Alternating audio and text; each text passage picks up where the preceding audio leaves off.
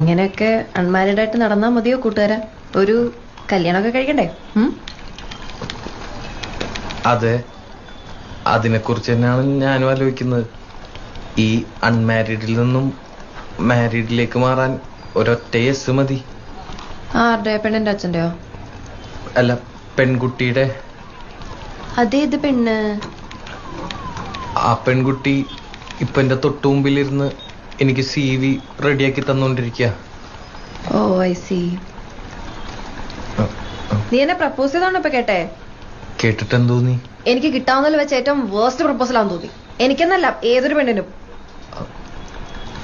ഇടക്കിടക്ക് പ്രപ്പോസൽസ് ഒക്കെ കിട്ടാറുണ്ട്. അപ്പോ ഉണ്ട്.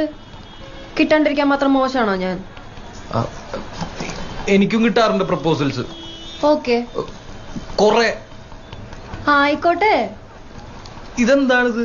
എന്തു പറഞ്ഞാലും ഒരു കുലുക്കവും ഇല്ലാത്ത